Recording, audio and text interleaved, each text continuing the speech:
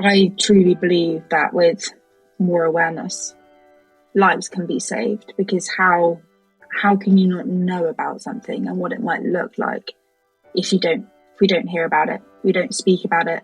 And I think more importantly, if we don't speak about it in a way that is non-judgmental, but also positive, to kind of say, look, what I've been through, and I'm not special or different for what I've been through. Thousands, millions of people will have a story just like mine. And I'm actually really lucky that I got to go to the other side, and I'm stepping back out into the light and having a second shot at life, because so many people don't. Welcome to All Aboard, where we help parents navigate the ADHD journey. Whether you're at the beginning of this journey asking what now, or you've trodden this path for a while and are wondering what's next, All Aboard ADHD is here for you. We will bring you key information from expert interviews, inspiring special guest stories, and parents sharing their real life lived experience to help you feel less alone. I'm Claire, and today we'll be talking to our special guest, Kit Birks. Kit is a writer, adventurer, and mental health activist. A recovering addict living with ADHD and bipolar disorder, she speaks with raw honesty, breaking the silence around mental illness and vowing that no one should ever feel as alone or misunderstood as she once did. Kit's debut poetry collection, Burnt Toast, captures the quiet strength it takes to keep going and the beauty that can grow from brokenness.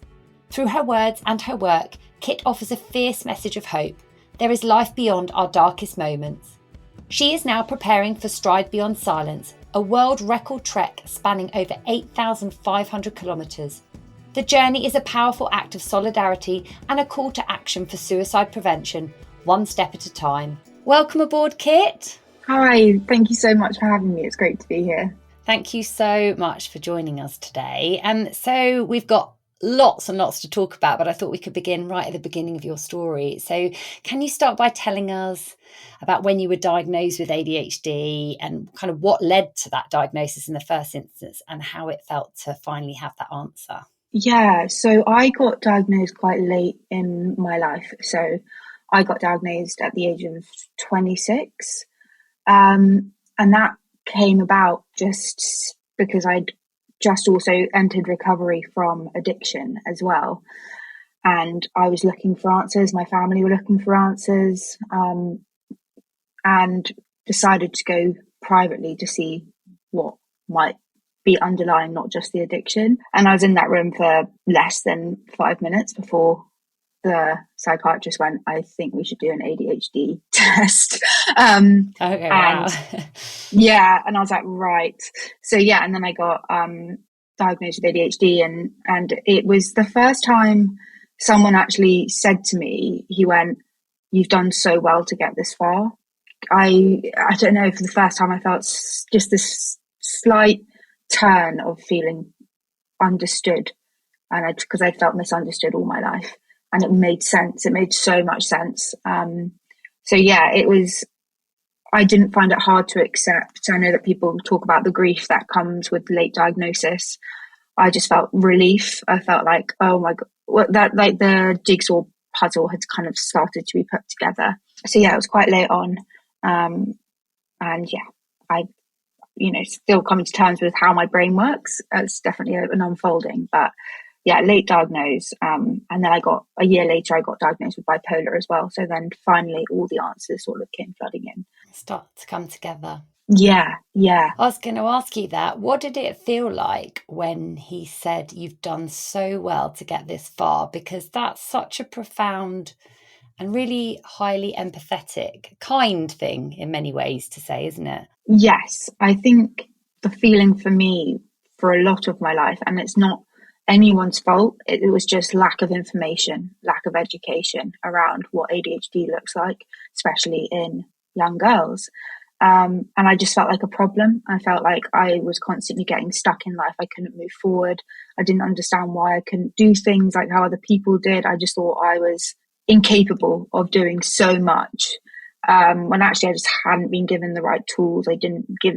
Wasn't given the right sort of understanding to help me understand myself. So it was amazing for someone to just basically reach across and say, you've done really well. And, and I just felt it was amazing. It was just one sentence, and it for the first time made me feel slightly, more understood. It was amazing. Yeah. Such kindness in compassion in those words.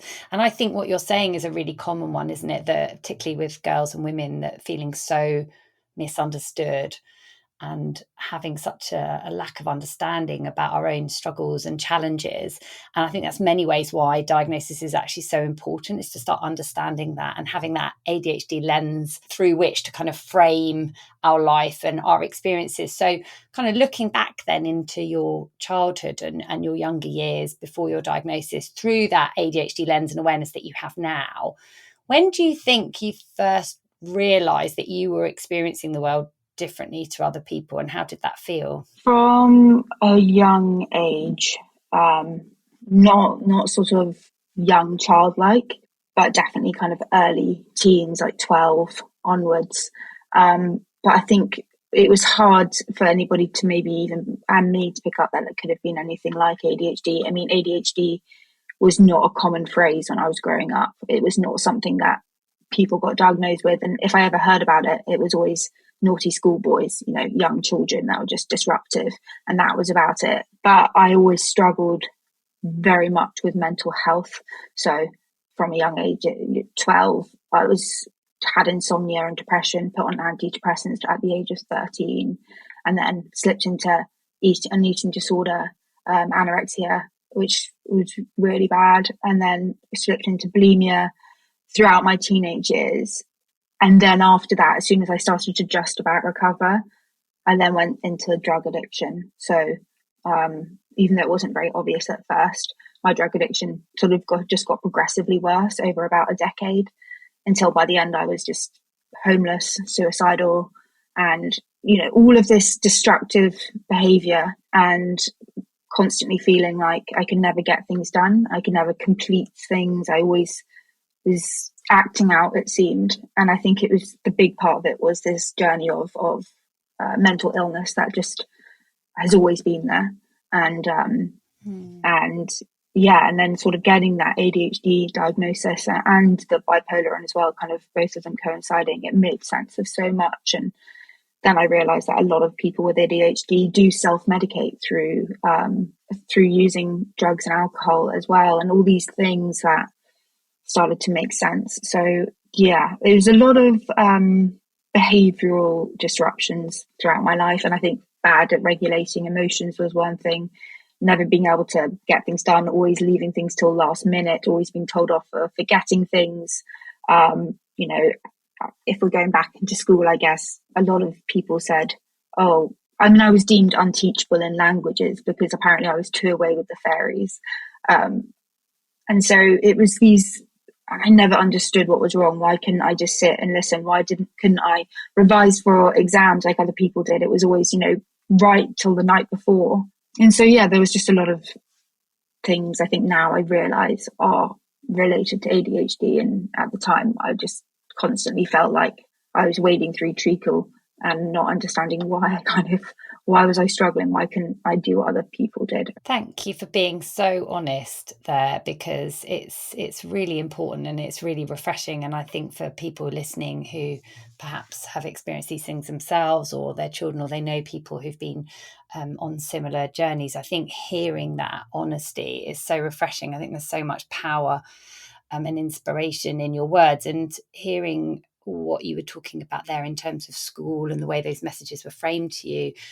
It's such a common one, and it's so sad, because you've probably heard the statistic that by the age of 12, children with ADHD have received 20,000 more negative messages than a neurotypical child. And I just think it's really devastating what's happening to children's self-esteem from a really young age. I mean, as you said, labeling someone unteachable at such a young age is just really, really heartbreaking. And there's so much, if we think about school reports, there's so much focus on the negative, but actually the flip side to many of these challenges are incredible strengths. And I just wondered, we will go on to talk in much more detail about the mental health side of things, because that's particularly important. But in relation to what you know of those ADHD challenges and symptoms now, when you look back at yourself in childhood or in your younger years, are there any struggles or challenges that you had that now feel like actually they're your greatest strengths? I think if I have a real interest in something and if I have a passion for something, I will really excel and be good at it. But it's just finding that niche of what makes me interested. So, now in later life, I definitely feel like once I found my passion and what I'm good at, I could be really, really good at it. And that's a really great strength. I think for me, ADHD, which when I look back on it might have seemed like things that would have held me back, um, is actually sometimes now my biggest strengths. So I think I am much better at putting a lot of energy and time into the things that I love and care about, which I think is fantastically good. I think that you can see the world in a different way, maybe that other people wouldn't, which again can be used as a fantastic strength. Think also because of all these setbacks when I was younger, because of my ADHD and because of maybe being told I couldn't do something and maybe being said you're not good at this or you're not going to excel and you're not going to go far in life. I think having that extra motivation and it teaches you a lot of stuff about resilience. And I think maybe it can be, maybe there's a part of me that wants to prove people wrong, which can both be a good thing and a bad thing. I think it's this level of resilience that it has actually taught me through going through hard times and challenges that I don't think I would have, and maybe a deeper level of understanding and compassion as well for others. So and I think I was always thought that I was extremely sensitive and that was a bad thing, that my emotions were a bad thing, but now I actually see that it's a pretty beautiful thing to have that capacity to feel a lot and to have empathy for others, if you have that level of realizing the good in that rather than feeling like you're bad for crying or not being able to regulate yourself. But I'm really struggling to answer this question properly. I don't know why. I think you've answered it beautifully. Genuinely, I think you've answered it beautifully. I think what you said there about that sensitivity is such an important point, because you couldn't do what you're doing. You couldn't be putting yourself through these huge challenges without absolute compassion and empathy for other people, because ultimately that's what's motivating you here. And similarly, what you said about interest, often I think that's the one thing I wish people understood more about ADHD, that really the key is unlocking interest, because when we can unlock interest and we get that dopamine flowing, suddenly our brains are alive and they're stimulated, and absolutely anything is possible. So I think it's one of the things I wish people knew more about. And when you think about those strengths, and we touched on it a little bit there with your sensitivity, and how without that you couldn't be even attempting this track, how do you think that's helped you achieve what you're doing today, all of your strengths? I think the major part of the work that I try and do today has all stemmed from being deeply misunderstood for a large majority of my life. And again, not at the fault of myself and not at the fault of others around me. But now I made a vow, I guess, once I got the ADHD diagnosis, once I got into recovery for addiction, once I got the bipolar diagnosis, to make sure that others do not have to go through that. How can I help others not have to go through all those years? And not just the person experiencing it, but for the families around them as well. So I guess having that from everything I went through, and I guess that empathy that I do feel like I have, it makes me want to help other people, and it makes me definitely want to use what I've been through to show that other people, but make sure that other people don't have to go through the same, or not have to go through so many years of feeling the same way. And I think what I'm doing now with this walk and stuff, it's that constant reminder of everything that I'm doing in my life is not really just about me. It's like it's so much bigger than me. How can I be a vessel for so many people to be on board with me, basically? So it's definitely fueled and now that is my passion. And as I was saying earlier, once you find your passion, you're unstoppable.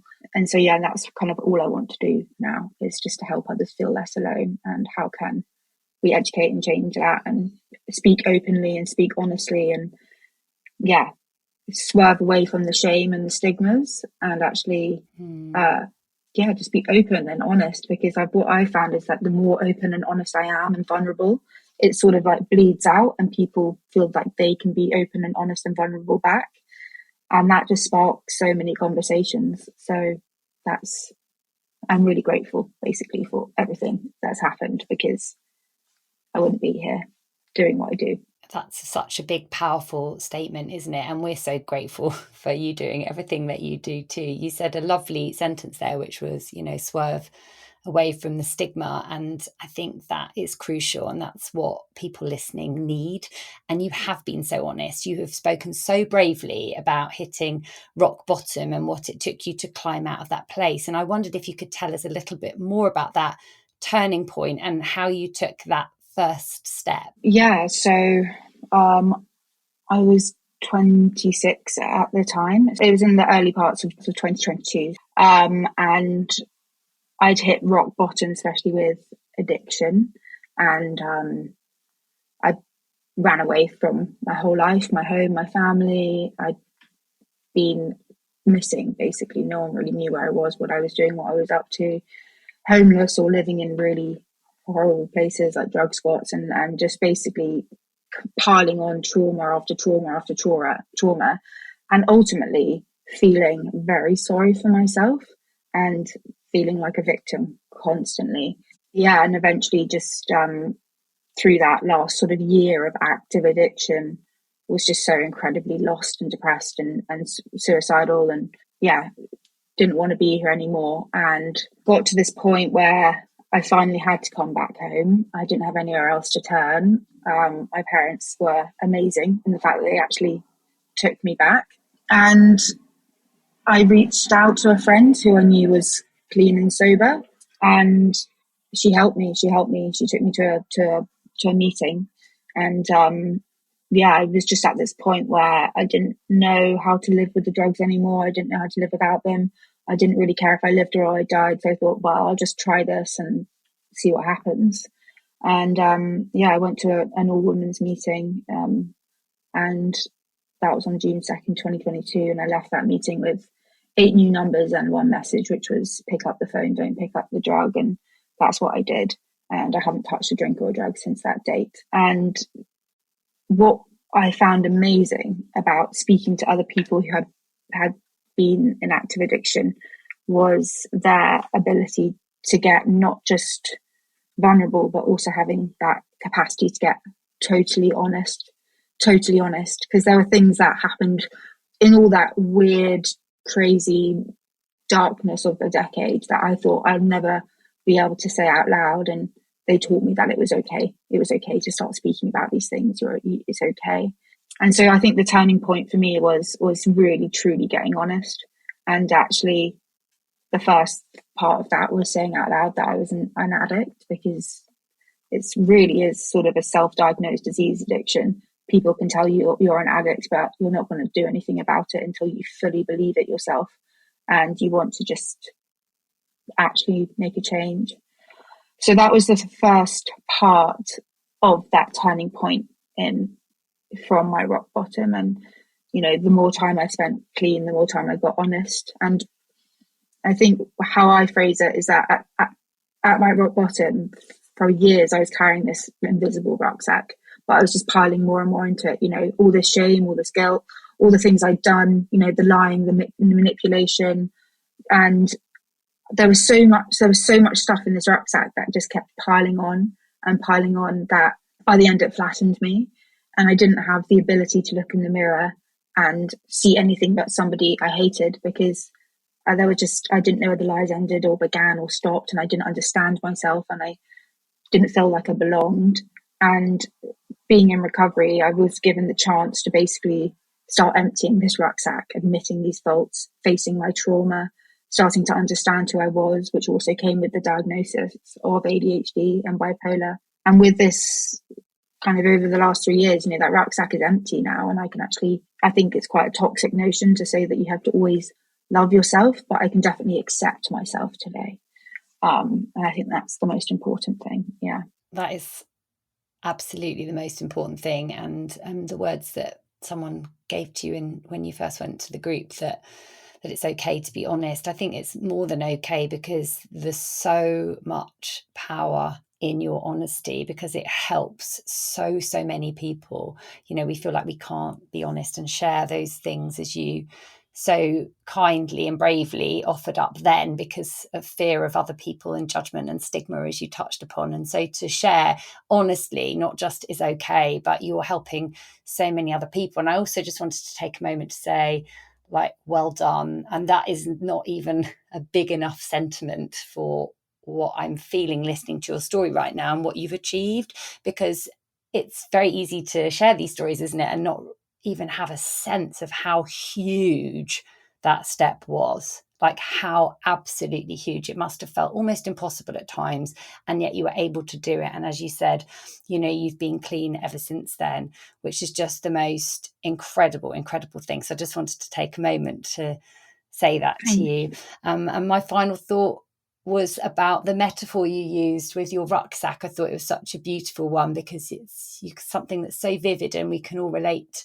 to it. And obviously now the irony, you're loading back up a very different rucksack to put on your back ahead of your trek. So I think that's really lovely. It almost kind of very positively has come full circle. And these conversations, they're so important, because it's adding to that growing awareness of mental health risks that do come with undiagnosed or unsupported ADHD, like depression, self-harm, suicidal thoughts, all the things you've kind of talked about there, addiction. Why is that awareness so important to you? I truly believe that with more awareness, lives can be saved, because how can you not know about something and what it might look like if we don't hear about it, we don't speak about it.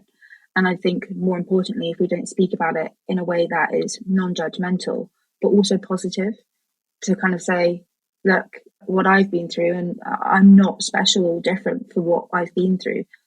Thousands, millions of people will have a story just like mine. And I'm actually really lucky that I got to go to the other side, and I'm stepping back out into the light and having a second shot at life, because so many people don't. But I think the awareness comes with saying, do you know what? I've got these things. I'm a recovering addict with ADHD and bipolar, but it doesn't mean that your life is over with these diagnoses, with these labels. And do you know what? They're not things that have to define you. They're just tools to make you understand yourself better. And actually the awareness comes with, this is what it looks like. But also, look, I'm here having a relatively normal life and just trying to get on with it, and so can you. And so it's just the awareness for me. I really just want people to know that recovery is possible, and hope is real, and on the other side of whatever you're going through, whatever you're struggling with, that there is a life there waiting for you. Like even when you think that there's not, there really is.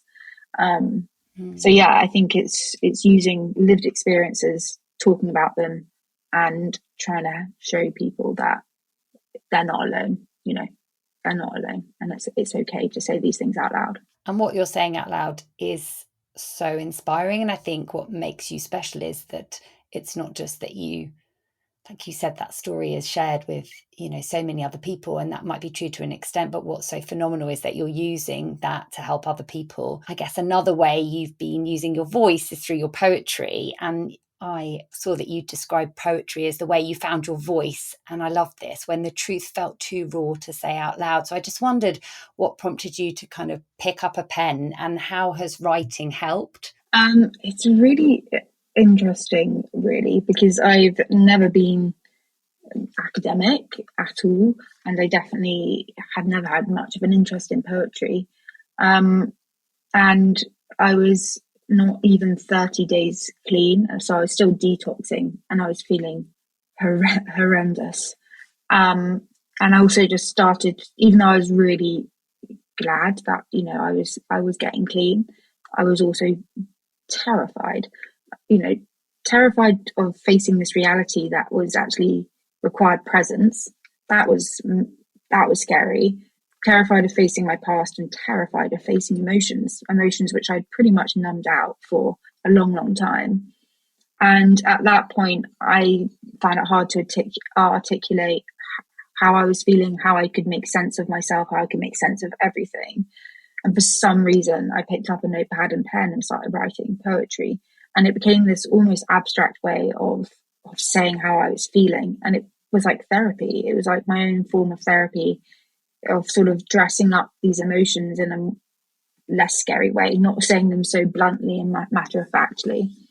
And yeah, I started writing poems, and I can't remember exactly when I started sharing them online, but I did.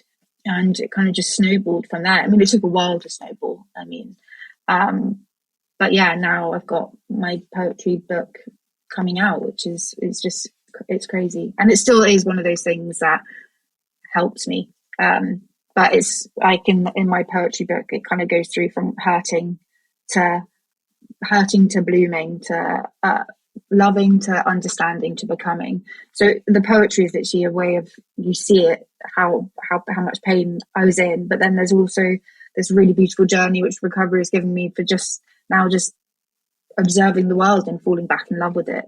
So yeah, poetry really helps me and still helps me today to understand my emotions, and also just to look around and appreciate the world, because I'm so glad to be here. It sounds so incredibly beautiful and so raw. And I think the ability to, as a reader, when your book comes out, like follow that story, as you say, from that pain through to healing, and how poetry's been there alongside you, I think will just be almost an incredible diary to read. So let's talk about your trek, because that is extraordinary.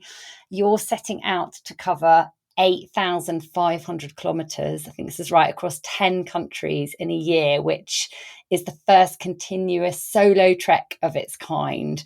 Can you tell us a bit more about the challenge itself? So both in terms of like the physical endurance, but also what will keep you going mentally? Yeah, so the challenge is called Stride Beyond Silence, and it's a track to put mental health on the map.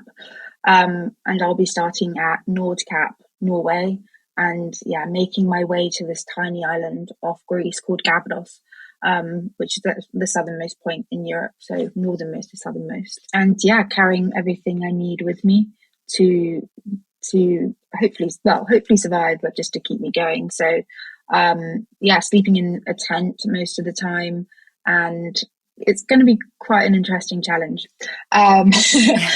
But the main aim of it is, even though I would love to, well, I'm aiming to do it in a year, but the main aim is to make a lot of noise for suicide prevention. And there are so many ways in which I've wanted to make this challenge not just about me, that not just me being here and wanting to get a world record. It's actually about how can I try and include as many people in this as possible and give loads of people voices. Yeah, so I'm carrying a flag with me with the names of people that we've lost to suicide on it, which is genuinely one of the biggest things that keeps me motivated, even with my training. When I see it kind of flying from my backpack, constantly reminded of who I'm doing this for, and how I just wanted in some way to honor people's lives that have been lost to suicide. And I make a video every time I add people's names to the flag, and I want to say everybody's names, every single one, because I think it's quite easy just to chuck names on a flag and they just become names, when actually if you say their name, and there's normally a little message from the loved ones that have asked for me to put them on, it's like, oh, these are real people, these are actual people that were deeply loved by lots of family members, lots of friends, and they were taken too soon. And it's been actually really amazing doing that process, because there's some people that have said that they've never been able to talk about their brother who lost to suicide 25 years ago because it was swept under the carpet. And it just feels amazing to try and honor their lives in this tiny way that I know how. But it's definitely a massive source of motivation as well for me to keep going. And yeah, I've also had a crowdfunder to help make it possible, and everyone who's donated to that, I've put their name on my tent, so it's currently covered in names. So it means that I wake up, and if I'm feeling sore, or if I'm feeling like, oh, what am I doing, I've literally got a physical representation of the people that I'm doing it with and for. So there's all these little things that are just gonna keep me going throughout the whole year. And Yeah, I'm just really wanting to try and say, I just want to bring more awareness to suicide prevention, because I think it's still something that is actually really not talked about enough. We sort of, lots of people, look in society, basically, we dance around that subject. We don't actually delve into it. We don't really talk about it. And the only way that we can prevent suicide is by talking about suicide. Um, and so, yeah, I'm really hoping that this track does make a difference and we can start talking about it more openly, and hopefully prevent it more, because it can be prevented with the right help. Yeah, it's an incredible, incredible thing that you're doing. And I guess the names of all those much loved people on your flag and the names of those supporting you on your tent is a reminder for you too, in those moments, that you're not alone in this, that all the work you're doing is for other people, but that everyone else is there supporting you too, because you've said that this journey is about turning advocacy into activism. And as you rightly said there, making sure that suicide is something that's talked about more so that we can help prevent it more. And I wondered, you touched on your GoFundMe campaign then, but how can people support you? How can they follow your journey? How can they get involved with Stride Beyond Silence? So I'm going to be documenting the whole thing. So people can follow along and just offer words of support and encouragement. So that'll be on both my TikTok and Instagram. I'll be doing daily updates, and then I'm also doing a documentary over on YouTube with new episodes every 2 weeks as well. So trying to bring people into the heart of the adventure. And also, if people want to share their own stories, with suicide, if they've lost someone to suicide, or their own mental health struggles, on my website there's a share your own story section, and my plan is to share those throughout the YouTube documentary, constantly wanting to bring people into this with me, because as I said, like, I'm just the one walking, but this is so much bigger than me. And you can obviously donate to charity. That's the main thing. So the aim is currently set at £100,000. I'm doing it for two amazing charities. One is Calm, which is Campaign Against Living Miserably, and the other one is ADHD. So that's set up by my friend Georgina Banks, who has autism and ADHD, and their mission is to try and prevent suicides within the demographic of people that have autism and ADHD as well. Two incredible and very, very worthy charities there of your support. I mean, you said you're just the one doing the walking, but I think it's understating yourself in all of this, because you are quite a phenomenal and very inspiring young woman. And actually, without you doing more than just walking, you wouldn't be able to, or we wouldn't be able to benefit from the support and the advocacy and even these conversations and the honesty, because I've no doubt that that is helping so many people just listening to you today and giving a voice to those, as you said, that we've lost. And I'm just thinking, for the parents who are listening on this ADHD journey, especially those who have children with ADHD who may be struggling with their mental health, and the parents who wish they had a kind of crystal ball to know that their child would be okay, what would you say as a positive message of hope for them? I'm not a parent, but as a child, I guess, of someone that has been through the things that I've been through myself, and I think watching my parents go through that and seeing the helplessness in their eyes, the pain in their eyes, they're wanting to fix something and not knowing how. And I think the power of gentle conversations, of trying to understand, is unbelievably helpful. I think sitting down and speaking about it, not trying to shy away from conversations. And I think, as I'd love to give everyone a crystal ball and say it's all going to be okay. And I know how empty that can sound. I know how empty it can sound. Be like, don't worry, it will all get better. But when you're going through it, it's really hard to see the light at the end of the tunnel. And how could this possibly get better? Look at my child. They are in so much pain and I don't know what to do. But I really want them to know that it is possible for any child, no matter what your diagnosis is, to go on and have a life. You know, I'm not saying that they have to do insanely amazing things, but they are still doing insanely amazing things by navigating a world where they might be seen as different, but they're not broken. It's just about how can we understand this person better? And even when it feels like there's no way out, I want anybody to know, child or parent, that there is, and that it will be okay. Even when it feels like it won't, it really will be okay. And I guess for my parents, who, when I was growing up, there was never any conversations out there about ADHD, about mental health. With me doing this trek, suddenly friends and people around them are suddenly aware of what they've been through as well, or what I've been through, because some of them had no idea. And now they're getting sparking conversations with other people because they're getting vulnerable and honest. And I think it's, don't be afraid to reach out to people and speak about it, and speak about what your child's going through, because you don't have to do it alone. There are other people out there that will support you and show compassion and understanding as well. Absolutely. You don't have to do it alone. That's the point of this podcast in many ways, to help parents know that they are absolutely not alone. And your words are so poignant, Kit. They really are. And as you said, actually, it's just a sense of that it is possible, even when it might feel impossible, that our children are not broken. And we just need to be there to help and support them. And I think you are that message of hope, like what you are doing, the raw honesty and bravery with which you share your experiences, everything that you've been through, to what you're doing now today on behalf of others is beyond inspirational. I think that you are the most phenomenal and incredible young woman, and I'm so fortunate to have been able to have this conversation with you today.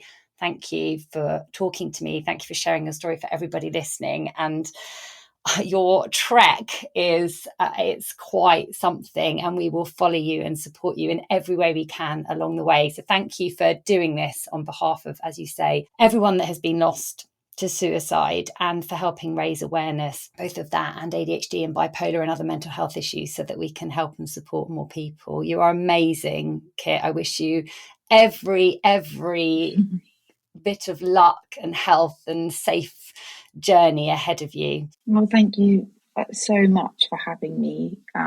It's been so lovely coming on and chatting with you, and your support means so much. So thank you so much for giving me the opportunity to come on and hopefully spread a good positive message that it's going to be okay. Kit, thank you so much for sharing your story with us today. If you'd like to learn more about Kit's Stride Beyond Silence solo trek, to follow her journey, and to contribute in support of 2 charities dedicated to suicide prevention and supporting mental health initiatives, then please do check out our show notes below. Or if you'd like to find out about how I can help support you and your children with personalised ADHD coaching, then please do head to allaboardadhd.com. You can also find me on Instagram and TikTok at allaboardadhd. Most importantly, if you enjoyed this episode and found it helpful, please can you follow and review All Aboard wherever you are listening today, to help other parents find this podcast and welcome them aboard our journey too. Thank you for listening to All Aboard ADHD.